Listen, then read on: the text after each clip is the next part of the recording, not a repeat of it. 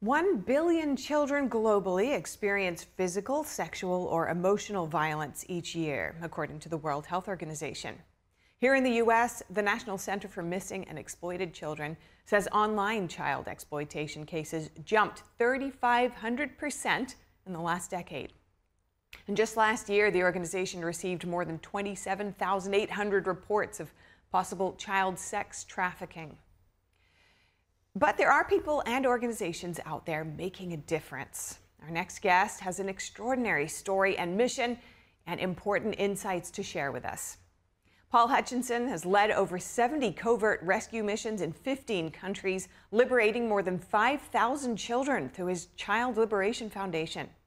One of those missions is portrayed in the heartrending film Sound of Freedom, which earned over $100 million in box office sales within the first 2 weeks in 2023. Paul, good to have you with us. What are the latest threats children are facing online, and how are traffickers operating these days?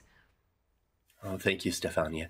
Well, so many times parents will leave the movie Sound of Freedom and they'll say, oh, I want to do something. I want to fix trafficking. Well, the worst thing you can do is go to Mexico and go try to rescue kids. You're going to get shot. You're going to get arrested. The best thing you can do is go home and hug your children. And people say, well, how does that help? Well, the majority of children who are being trafficked don't happen. The things that you saw in the movie, those do happen. I've served all over the world undercover, but the majority of children don't get taken into a connex and taken to another country and sold that way. Most of those kids come from broken homes or runaways or a broken foster care program.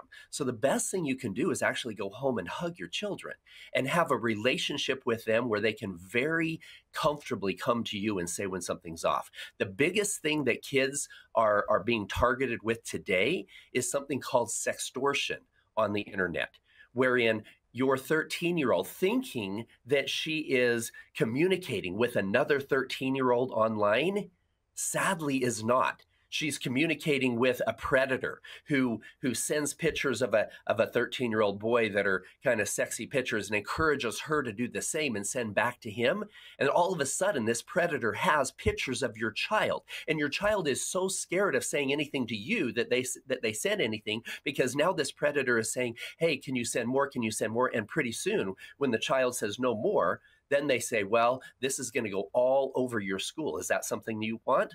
And so that's the control things. Kids are committing suicide because of it. Kids are being brought into horrific situations where they feel like there's no way out. So having a healthy relationship with your children where they can say, hey, I don't like it when I go to this friend's house because her brother's taking pictures of us when we're changing, and now he says he's going to show them on the internet if we don't do other things. These are things that are happening all the time, and we need to have a healthy relationship with our kids where they can say when something's off.